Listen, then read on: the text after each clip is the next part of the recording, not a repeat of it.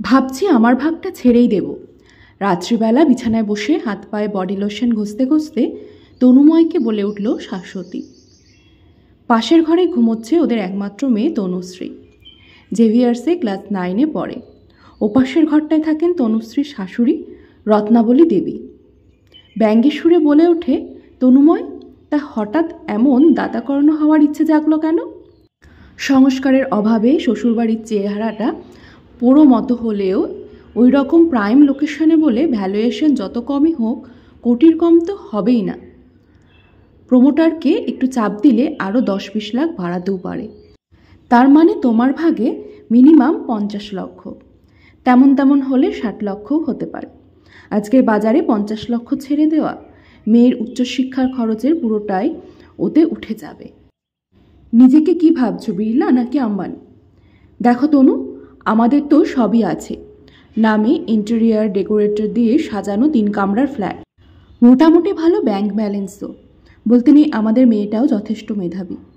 সেখানে দাদার অর্থনৈতিক অবস্থা তো জানো, বাড়ির ছাদ দিয়ে জল পড়ছে, তাও ওখানে কোনো রকমের মাথা গুঁজে পড়ে আছে।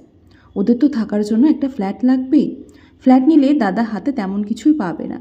ঘন্টুটা বড় হচ্ছে, ভালো কোনো স্ট্রিমে পড়াতে গেলে অনেক টাকার প্রয়োজন। কোথায় পাবে দাদা? বিশেষ হিসেবে এটুকু তো আমি ভাইপোর জন্য করতেই পারি। না পারো না? কত টাকা এই সংসারে কন্ট্রিবিউট করো যে এত বড় বড় কথা বলছো? আমার রোজগারে মেয়ের দামি স্কুলের খরচ, লোকলৌকিকতা সব কিছুই চলছে। নিজে একটা নামকাওয়াস্তে চাকরি করো, তাতে জল গরমটুকুও হয় কিনা সন্দেহ। দিব্যি আমার পয়সায় বসে খাচ্ছ, দাচ্ছ, সিনেমা দেখছো, শপিংয়ের নামে হাজার হাজার টাকা ওড়াচ্ছ। টাকার মূল্য বুঝেছ কোনো দিন? তোমার বুঝি তাই মনে হয়? দেখো তনুময়, নিজেদের মধ্যে অকারণ ঝামেলা করে কিন্তু কোনো লাভ নেই। সবে তখন দাদা চাকরি পেয়েছে, কয়েক মাস বাদে আমার বিয়ে ঠিক হয়। বিয়ের 15 দিন আগে দিশেহারা বাবার হাতে প্রভিডেন্ট ফান্ড তুলে দাদা 2 লাখ টাকা দিয়েছিল। কত কষ্ট করে, কত দিন ধরে সে টাকা শোধ করেছে। বাবা তো তেমন কিছু জমানো ছিল না, বাজার করতেও ভালোবাসত। খেয়ে খাইয়ে সব উড়িয়েছে।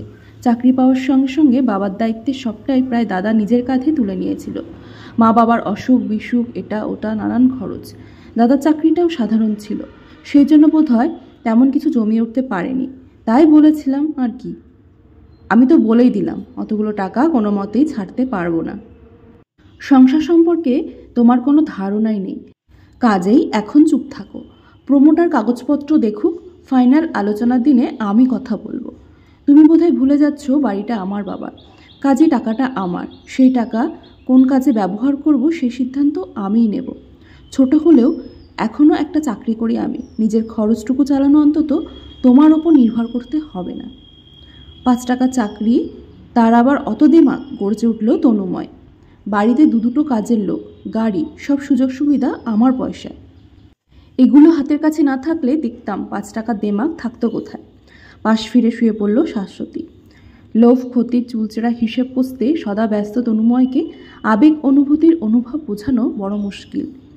সকাল মানেই ব্যস্ততা।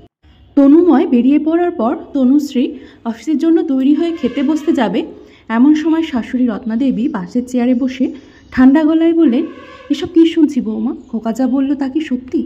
কি শুনেছেন যদি বলেন। টোস্টে কামড় দিয়ে অমলেটে ছুরি চালালো শাশ্বতী। তুমি নাকি বাপির বাড়ির সম্পত্তির ভাগ ছেড়ে দেবে?